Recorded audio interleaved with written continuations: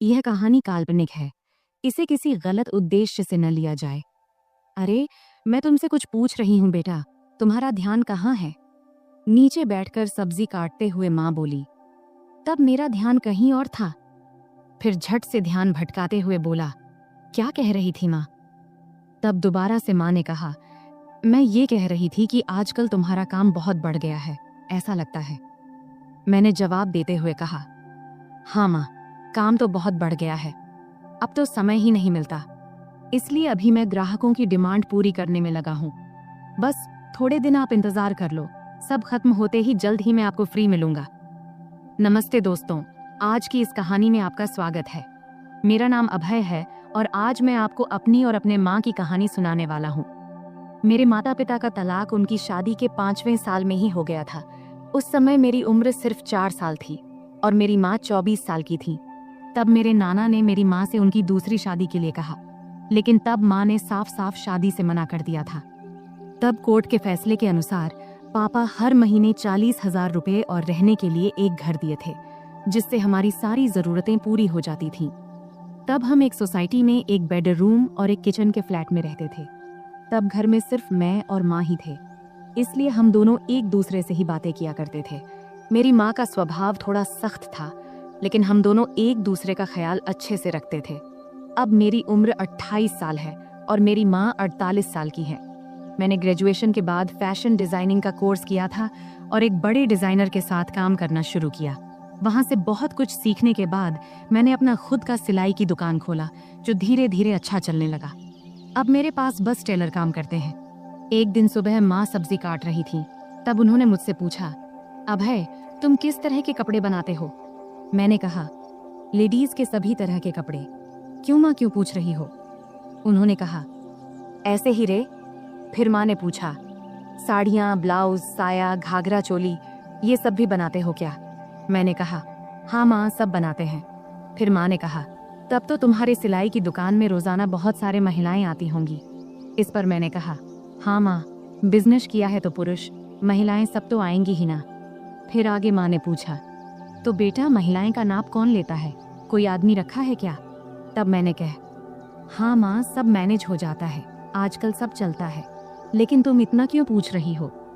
इस पर माँ ने कहा, मुझे भी कुछ ब्लाउज सिलवाने हैं। मेरी जो दोस्त थी उसने अब काम छोड़ दिया है। मैंने कहा, माँ, आप इतने देर से पहेलियाँ क्यों बुझा रही थी? अगर आपको ब्लाउज बनवाना है तो इसमें दिक्कत क्या है? तुम अपना पुराना ब्लाउज दे दो, मैं टेलर को दे दूंगा, वह बना देगा, फिर लाकर तुम्हें दे दूंगा। इतना सुनते ही माँ ने कहा, मेरा कोई भी ब्लाउज अब फिट नहीं होता है, नई नाप लेनी पड़ेगी। इस पर मैंने कहा, ठीक है माँ, मैं टेलर को बोल दूंगा, कल टेलर आकर तुम्हारी नाप ले लेगा। अब तो कोई दिक्कत नहीं है ना? तभी माँ बोली, बेटा, मुझे ऐसा नहीं लगता कि मैं किसी अजनबी आदमी को अपना नाप लेने दूंगी। मैंने कहा, माँ, अगर आप नाप नहीं देंगी तो फिर ब्लाउज कैसे सिलाएगा? फिर थोड़ी देर सोचने के बाद माँ ने कहा, तू ही क्यों नहीं मेरा नाप ले लेता? यह सुनकर मैं हैरान होकर बोला, मैं? ये कैसे हो सकता है? माँ ने जवाब दिया, इसमें क्या है, मुझे तुझसे नाप लेने में कोई दिक्कत नहीं होगी। अब मैं थोड़ा असमंजस में पड़ी एज गया था, क्योंकि दूर से देखने और किसी को छूने में बहुत फर्क होता है। लेकिन तब यह हाथ आया, मौका छोड़ना भी मुझे सही नहीं लगा। उस दिन सोमवार का दिन था और उस दिन विश्वकर्मा पूजा था, तो सिलाई की दुकान बंद था। तब मैंने सोचा कि आज ही ये काम कर लेना चाहिए। फिर सुबह नाश्ता करके मैं सिलाई की दुकान से कुछ एल्बम और माप लेने का सामान लेकर आ गया। तब मैंने ऐसे एल्बम चुना था जिनमें डिजाइन वाले ब्लाउज दिखाए गए थे। इनमें से कुछ बहुत ही छोटे और बैकलेस थे। फिर मन ही मन मैंने तय किया कि आज ये काम अच्छे से पूरा करना है। 12 बजे जब मैं घर पहुंचा, तब माँ रसोई में थी। उन्होंने मुझसे कहा, बेटा, आ गया तू? सामान ले आया? तब मैंने कहा, हाँ, सब ले आया हूँ, अब तुम जल्दी से अपना काम खत्म कर लो। फिर थोड़ी देर बाद माँ मेरे पास आकर बैठ गई और एल्बम देखने लगी। तब वह हल्की पीली साड़ी पहनी थी और उनकी साड़ी का कपड़ा इतना पतला था कि शरीर की रूपरेखा दिख रही थी। तब मैं माँ को देखते देखते खो गया। तभी उन्होंने तेज आवाज में कहा, अभय, सुन रहा है तू? तब मैं चौंक कर बोला, हाँ, क्या हुआ माँ?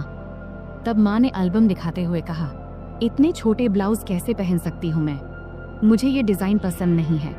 तब मैंने समझाया, अरे ये सब तो बस डिजाइन दिखाने के लिए है, तू वैसे ही सिलवा लेना जैसा तुझे पसंद हो।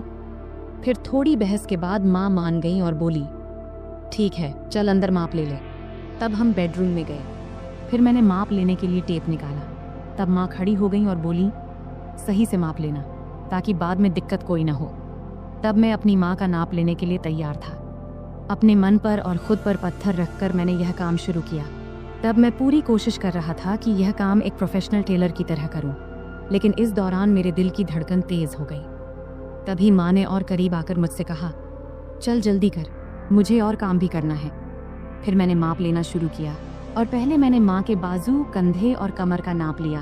फिर थोड़ा रुककर मैंने माँ से पूछा, माँ ब्लाउज के नीचे की पट्टी इतनी छोटी क्यों होती है?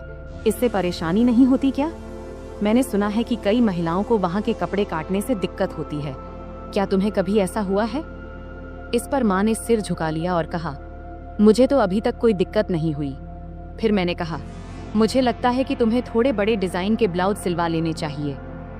इस पर माँ ने हामी भरी और मैं फिर नाप लेने लगा। मैंने गले का नाप लेना शुरू किया। टेप को माँ की गर्दन के चारों ओर रखा। तब मैंने यह ध्यान रखा कि मेरी उंगलियां उनकी त्वचा को न छुएं और उनसे 1 इंच की दूरी पर रहें। फिर आगे मैंने पूछा, गला इतना रखना है या थोड़ा कम ज्यादा करूं? क्योंकि मेरी माँ का गला थोड़ा बड़ा था और वहाँ थोड़ी सी गहराई दिखाई दे रही थी, इसीलिए मैंने थोड़ा झिझकते हुए कहा, माँ तुम्हें क्या ठीक लगेगा? माँ ने मुस्कुराते हुए कहा, बेटा तुम तो अब इस काम में माहिर हो गए हो। मैंने जवाब दिया, माँ तुम जैसा कहोगी मैं वही करूँगा। फिर माँ ने फिर कहा, टेप को इतना दूर क्यों रखा है? इसे सही जगह पर रखो, तभी नाप सही आएगा। ये कहते हुए माँ ने टेप को अपने हाथ से सही जगह पर लगा दिया। इस दौरान मेरे हाथ पहली बार माँ की गर्दन को छू गए। तब मुझे ऐसा लगा जैसे मुझे जोर का झटका लगा हो, लेकिन मैंने खुद पर काबू रखा और उस पल का पूरा आनंद लिया। तभी माँ ने कहा, ये पुराने ब्लाउज अब टाइट हो गए हैं, अब मैं थोड़ा ऊंचे और गहरे गले के ब्लाउज सिलवाने की सोच रही हूँ। तुम्हें क्या लगता है? अब है, तुम तो इतनी महिलाओं के कपड़े सिलते हो, बताओ मेरे शरीर के हिसाब से क्या और कैसे अच्छा लगेगा। तब मैंने सोचा कि अगर मैंने अब आगे कदम नहीं बढ़ाया तो मैं अपने आप तक ही सीमित रह जाऊंगा। इसलिए मैंने अलग अलग तरकीबें आजमाने का फैसला किया। मैंने माँ को बड़ी सहजता से अपने सिलाई की दुकान में बनने वाले अलग अलग डिजाइन के ब्लाउज के बारे में बताने और समझाने का सोचा। मैंने कहा, मुझे लगता है कि गला जितना गहरा है उतना ही काफी है, लेकिन अगर गले को गहरा रखकर बाकी हिस्से को थोड़ा बड़ा बना दिया जाए तो कैसा रहेगा? फिर मैंने टेप को उनके गले से निकालते हुए कहा, और गले को थोड़ा और गहरा बनाने में क्या दिक्कत है? फिर माँ बोली, बाकी हिस्से को बड़ा कैसे करेंगे ये बताओ। अब माँ भी थोड़ा सहज होने लगी थी और यही मैं चाहता था। मैंने कहा, 1 मिनट रुकिए, मैं आपको समझाता हूँ, लेकिन उससे पहले आखिरी माप ले लेने दीजिए। फिर मैंने कहा, आप दोनों हाथ को थोड़े ऊपर उठाओ। अब मैं उसके पीछे जाने वाला था। उसने हाथ उठाए ही थी कि मैं उसके करीब आकर उसकी पीठ के पीछे से अपने हाथ ले गया। फिर मैंने उसके कंधों पर हाथ रखा और उसे धीरे धीरे उसकी कमर के बीच तक लाकर नाप लिया और बोला, माँ यह 34 इंच आ रहा है। चलो एक काम करते हैं, 33.5 या 34.5 ही ले लेते हैं। वैसे भी सिलाई करते वक्त अलग अलग डिजाइन के लिए थोड़ा बहुत अंतर रखना पड़ता है। फिर मैंने माँ से पूछा, माँ क्या आपको बुरा लग रहा है माप लेने से? माँ ने जवाब दिया, नहीं बेटा, ज्यादा नहीं। फिर मैं थोड़ा झिझकते हुए उसकी साड़ी के 34 इंच का माप लेते हुए बोला, माँ अब बता, तेरा माप तो लगभग सब सही है। उसने कहा, थोड़ा टाइट लग रहा है बेटा। फिर मैंने टेप को गले में डालकर कहा, अब यहाँ आईने के सामने आ जाओ। फिर मैंने उसके दोनों कंधे पकड़कर उसे आईने के सामने खड़ा कर दिया। तब उसके चेहरे पर एक सवालिया भाव था। फिर मैंने कहा, माँ सब बताता हूँ, थोड़ा सा रुक जा, पहले पानी पीकर आता हूँ, तुझे चाहिए क्या? तब उसने सिर हिलाकर मना कर दिया। फिर मैं रसोई में गया, पानी पिया और खुद को थोड़ा ठीक किया। फिर कुछ आगे का सोचने लगा कि अब यह सब करते हुए मैं अगले कौन सा कदम बढ़ाऊं। तब 2-3 विकल्प मेरे मन में आए। फिर मैं वापस बेडरूम में आ गया। तब माँ ने अपना पल्लू फिर से कंधे पर ठीक से ले लिया था, लेकिन 6 फुट के बड़े शीशे के सामने वह बेहद ही सुंदर लग रही थी, जिसे मैं शीशे में ही निहारने लगा। तभी माँ बोली, कहाँ ध्यान है बेटा, इधर देखो, अब मैं तुझे इसी ब्लाउज में बदलाव करके दिखाती हूँ। जैसा कि तूने मुझसे कहा कि हम गले को 1 इंच गहरा कर लेते हैं। फिर उसने कहा, तू ऊपर वाला हुक खोल और ऊपरी किनारों को अंदर मोड़ कर देख। तब उसे ठीक से समझ नहीं आया तो उसने प्रश्न भरी नजरों से मेरी ओर देखी और बोली, मुझे समझ नहीं आ रहा, तू ही कर ले, मैं यह तुझ पर छोड़ती हूँ। तब तीर सीधे निशाने पर लगा था और मुझे भी यही चाहिए था। फिर मैंने आराम से उसके हुक खोले और किनारों को उलटी दिशा में अंदर की तरफ मोड़ने लगा। मैं ऐसा कर रहा था और वह खुद को शीशे में देख रही थी। फिर मैं जल्दी जल्दी अपने काम निपटाने लगा। उस दिन मुझे भी एक अजीब सा सुकून मिल रहा था। जब मेरा काम हो गया तो मैं उसके और ड्रेसिंग टेबल के बीच से हटकर एक तरफ हो गया और उससे कहा, देखो, अब यह वैसे ही है जैसा तुम चाहती थी, 1 इंच गहरा। क्या लगता है, अब बताओ। फिर माँ ब्लाउज की तरफ देखने लगी और मुझसे बोली, अब है, तुझसे सच कहूँ तो ऐसे गले में मुझे बहुत आराम महसूस होता है। ऐसे ब्लाउज पहनने पर ऐसा नहीं लगता जैसे हंस को पानी में तराने से। फिर मैंने कहा, माँ नाराज मत होना, लेकिन एक बात कहूँ। अब मैं अगला कदम उठाकर उसे और सहज करने की कोशिश करना चाहता था। तब माँ मुस्कुराते हुए बोली, नहीं रे अभय, मैं तुझसे कैसे नाराज हो सकती हूँ, बोलना जो बोलना है। तब मैंने सावधानी से कहा, इतने गहरे गले वाले ब्लाउज से सब कुछ बहुत ज्यादा नजर आता है और यह थोड़ा अजीब भी लगता है। यह सुनते ही माँ ने अपने ब्लाउज की 3 इंच अंदर की तरफ मोड़ी और हंसते हुए बोली, मुझे कौन देखने वाला है अभय, घर पर तो हम दोनों ही रहते हैं और बाहर मुझे बहुत कम ही जाना पड़ता है। वैसे भी तुम्हारे सामने मुझे कोई दिक्कत नहीं होती। मैंने कहा, माँ मुझे यह जरूरी लगा कि आपको बता दूं, फिर आप जैसा बोलोगी वैसा ही होगा। इस पर माँ मुस्कुराई और बोली, ठीक है बाबा, अब तुम करो। फिर मैंने कहा, मैं तुम्हें वैसे ही ब्लाउज दिखाता हूँ जैसा मैं बता रहा था। उसके बाद मैं उसके एकदम सामने गया। जैसे ही मैं उसके पास गया वह थोड़ा आगे बढ़ी। फिर मैंने ब्लाउज का हुक वापस लगाने के लिए ब्लाउज को ठीक करना शुरू किया। फिर फोटो लेने के बाद मैंने उसे वापस सही से पहना दिया। फिर मैंने उसके दोनों कंधों के पास से ब्लाउज के किनारे पकड़ा और हल्का सा खींचा ताकि उसके कंधे साफ नजर आएं। ब्लाउज अब ढीला हो गया था और उसके कंधे लगभग उघड़ गए थे। इसके बाद मैंने नीचे से दोनों तरफ अपनी 2 उंगलियां अंदर डालीं और वह सहजता से ब्लाउज के अंदर चली गई। तब उसने मेरी तरफ देखकर कहा, क्या कर रहे हो बेटा, मुझे कुछ समझ नहीं आ रहा, बस 1 मिनट रुको माँ। मैंने सिर हिलाते हुए कहा और फिर अपने काम में लग गया। अब मैंने उसके ब्लाउज के नीचे की किनारी पकड़ा और उसे थोड़ा नीचे खींचा। फिर मैंने उसके ब्लाउज के नीचे के दोनों हुक खोल दिए। अब उसकी गर्दन की कटिंग थोड़ी दिख रही थी। अब सारा काम खत्म करने के बाद मैं थोड़ा पीछे हटकर उसे एक बार देखा और फिर किनारे हो गया। अब उसका गला बड़ा हो गया था, लेकिन ज्यादा गहरा नहीं था। तब मैंने नोटिस किया कि उसकी चेहरे पर संतोष नहीं दिख रहा था। शायद उसे और गहरे गले वाला चाहिए था। इसलिए मैंने पूछा, क्या हुआ माँ, ऐसा ठीक नहीं लग रहा क्या? तब माँ ने हाथ रखते हुए शरारती अंदाज में हंसते हुए बोली, नहीं रे, मुझे गहरा गला अच्छा लगता है, नहीं तो ऐसा लगता है जैसे किसी ने कसकर बांध दिया हो। तब उसकी बात सुनकर मुझे ऐसा लगा जैसे मुझे 440 वोल्ट का झटका लगा हो। फिर आगे वह बोली, अरे ये कई बार सिर्फ दूरी की वजह से होता है। एक काम करो, क्या तुम सिर्फ ब्लाउज में ही माप ले सकते हो? वैसे भी मुझे ऐसा एक ब्लाउज चाहिए जिसमें नीचे कुछ पहनने की जरूरत ना हो। अगर माप सही से लो तो बेहतर रहेगा।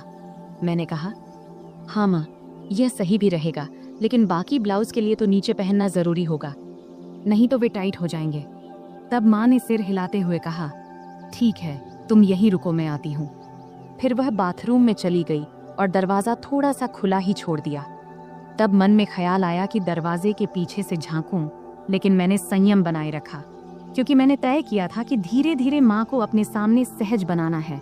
फिर 5 मिनट बाद माँ बाहर आई और मेरे सामने आकर खड़ी हो गई। तब एक पल के लिए मैंने उसकी ओर देखा और देखकर हैरान रह गया, लेकिन मैंने कोई प्रतिक्रिया नहीं दिया और अपने काम में लग गया। फिर मैंने कहा, माँ अब हम सिर्फ तुम्हारी पीठ का ही माप लेंगे, क्योंकि फर्क वहीं से पता चलेगा। तब माँ ने हल्के से मुस्कुराते हुए पूछा, क्या रे, तुम लोग सिलाई की दुकान में भी औरतों को ऐसे ही कपड़े उतरवाने को कहते हो क्या?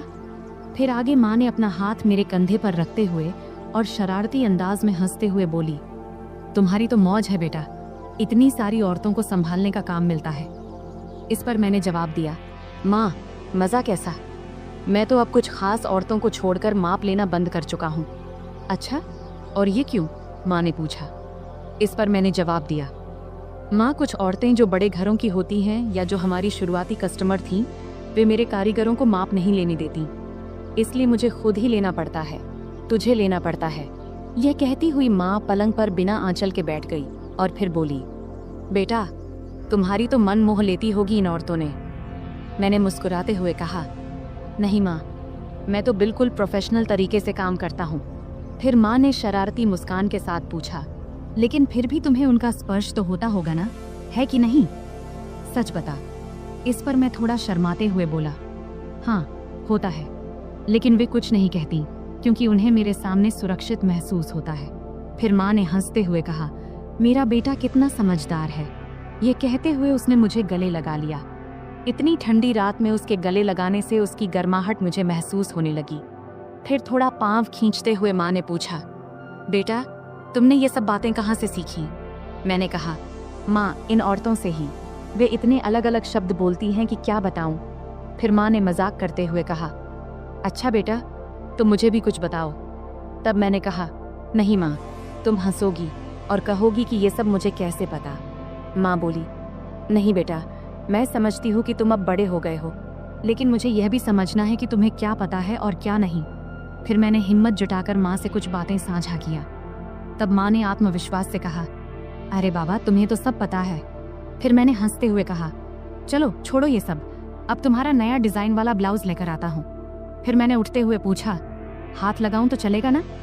तब माँ ने खुद को सभ्य दिखाने की कोशिश करते हुए कहा, अरे हाँ बेटा, मुझे तुम पर पूरा भरोसा है।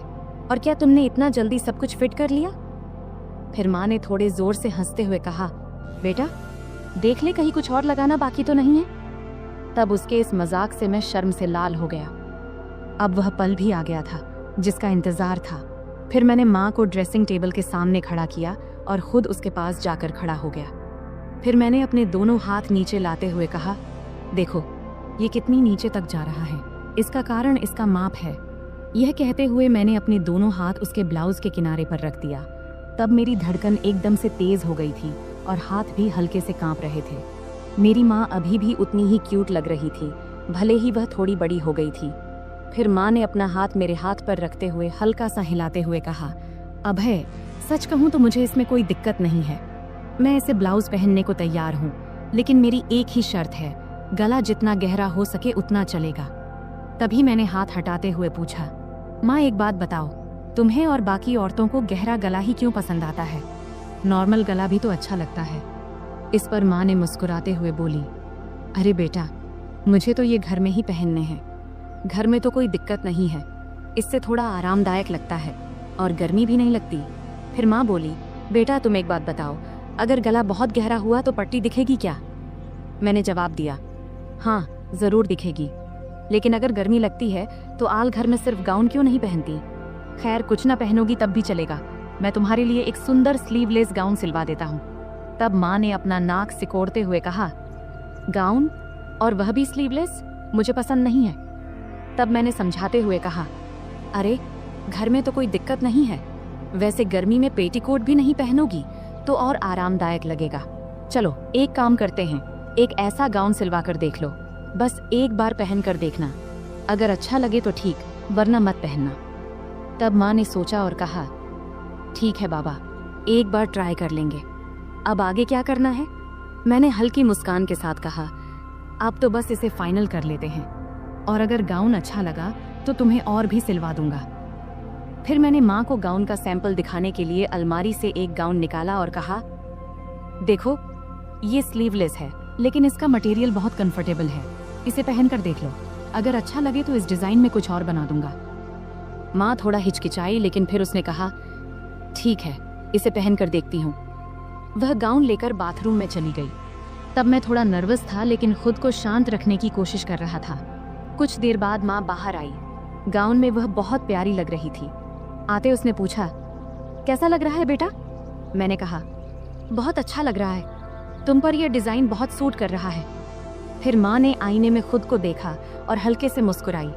फिर उसने कहा, हाँ ये तो सच में बहुत आरामदायक लग रहा है। फिर मैंने माँ से कहा, तो पक्का, अब मैं ऐसे 2-3 और डिजाइन तैयार कर दूंगा। माँ ने कहा, ठीक है, लेकिन ध्यान रखना कि मटेरियल हमेशा ऐसा ही होना चाहिए, और हाँ, गला थोड़ा गहरा हो तो बेहतर होगा। फिर मैंने सहमति में सिर हिलाया। यह कहते हुए माँ फिर से सामान्य कपड़ों में वापस आ गई। फिर हमारी बातचीत यही खत्म हो गई। आखिरकार मैंने महसूस किया कि माँ के साथ यह बातचीत न केवल उनके आराम के लिए थी, बल्कि एक नए दृष्टिकोण को समझने की भी थी। यह एक ऐसा पल था जहां हम दोनों एक दूसरे की भावनाओं को बेहतर तरीके से समझ सके। तो दोस्तों, यह थी हमारी आज की छोटी सी कहानी। आपको यह कहानी कैसी लगी कमेंट करके ज़रूर बताएं, और अगर आपको यह कहानी पसंद आई हो तो इसे लाइक करें और अपने दोस्तों के साथ शेयर करें। आगे भी ऐसी ही रोमांचक कहानियों के लिए हमारे चैनल को सब्सक्राइब करें और बेल आइकन दबाना न भूलें, ताकि आप हमारी कोई भी कहानी मिस न करें। धन्यवाद।